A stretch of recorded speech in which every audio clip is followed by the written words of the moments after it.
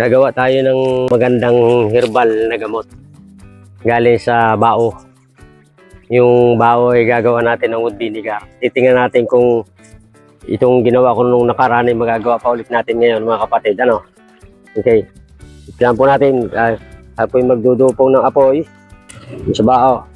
Tapos lalagyan natin ng uling.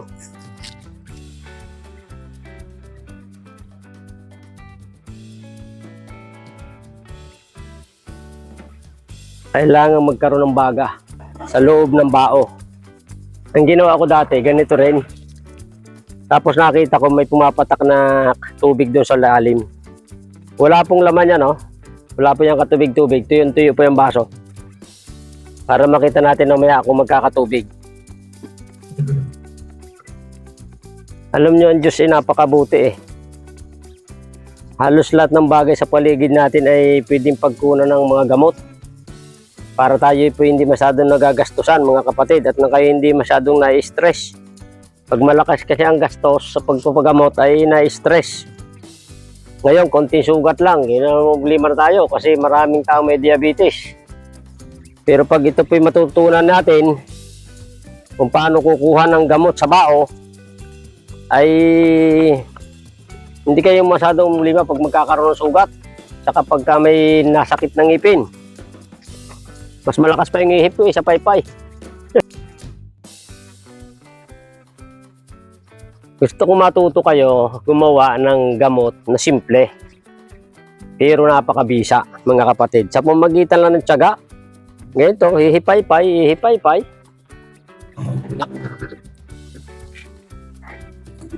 Hintayin lang po natin, mga kapatid.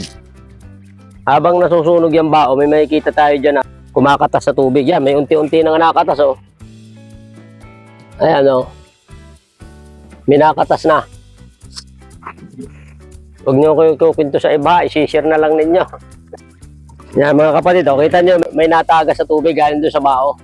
Ang tawag dyan, mga kapatid, ay wood vinegar. Simpleng wood vinegar po yan. Pero napakabisa.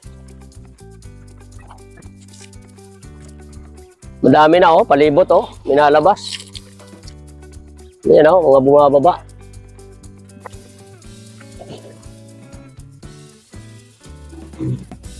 Tingnan natin kung gaano karaming magagawa. Isang bao. Ang maganda ito, mga kapatid, sariwa pa yung bao. Pag bagong alis pa lang yung laman, maraming nalabas na wood vinegar. Pero may lalabas din po yan dyan, maya-maya. Meron na nga po, oh. Ayan, mga pumapatak na.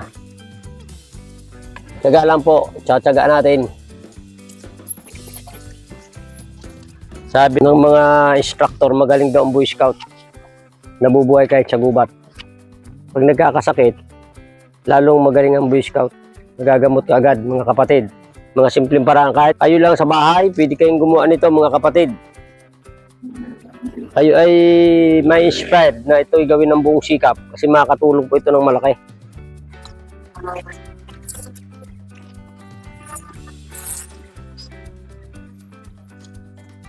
Yan, huwag po tayong mainip. Gagawin po ninyo, lalagyan nyo ng uling ng baga yan. Habang nasusunog po yung bao na yan, ay may lalabas pong tubig doon sa ilalim. Galing po dito sa bao. Yan. Yan po'y first class na wood vinegar, mga kapatid.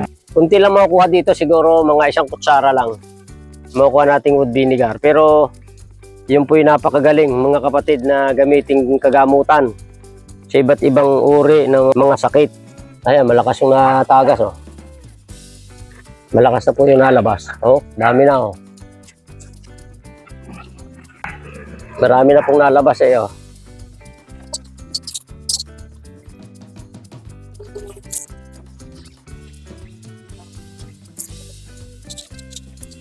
Dilaw pa yung nalabas sa iba, oh, ang galing, oh. May lumalabas sa parang ginto. Mga kapatid, nalabas sa parang ginto. Yan ang magaling na wood vinegar, oh. Yan nalabas sa parang ginto, oh.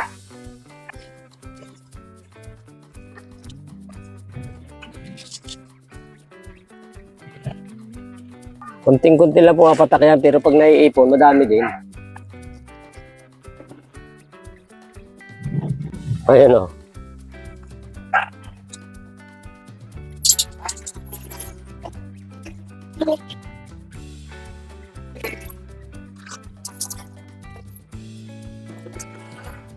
Yung mga kapatid o. Yun na yung tubig o. Yan. Yan nyo.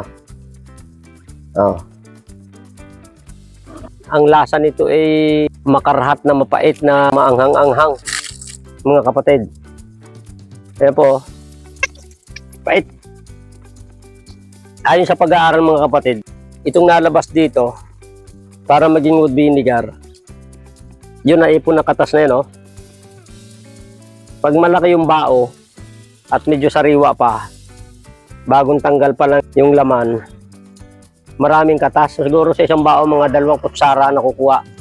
Pag mayroon kang sirang ngipin, o kaya sobrang sakit ng iyong ngipin, isaw-saw mo lang yung bulak doon sa wood vinegar na yan. Tilagay mo doon, patuluan mo yung iyong ngipin. Sira na yung sobrang sakit, mga kapatid. Talagang napakaganda. Pagka kayo po ay meron kayong sugat, kunin nyo lang yon, yung katas na yan, mga kapatid. Yan o. Yan o. Yan o. Yan tawlo. Yan o. Yan o. Kita mo yan. Yan o. Pag may singaw ka dito, ilagay mo lang yan. Bukas wala na po yung singaw.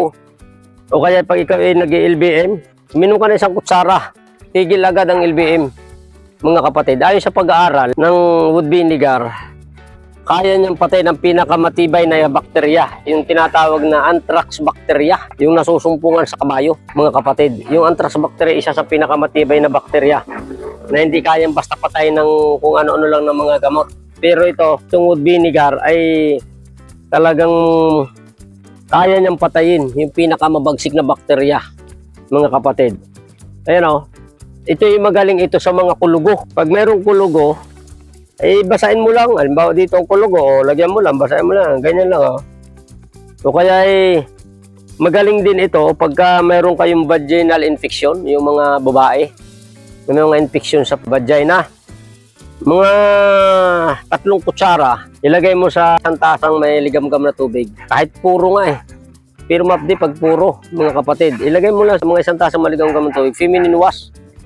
Ay mag-taste lang kayo ng amoy. Amoy usok yung inyo, mga kapatid. Pero napakabisa.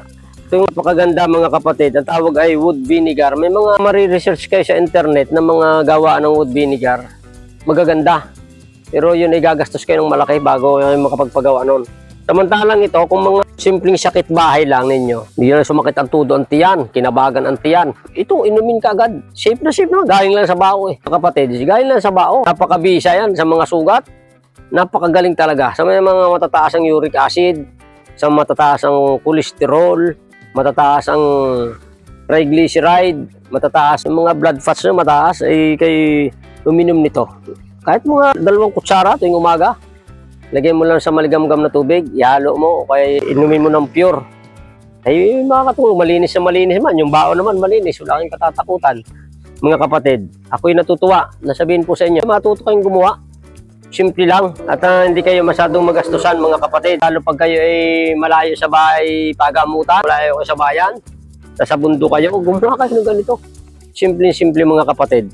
Ako yung naniniwala na gawin lang po ninyo ng buong sikap yan, makakasumpo kayo ng pagkapahala sa Panginoon. Pagpalain po kayo ng Panginoon.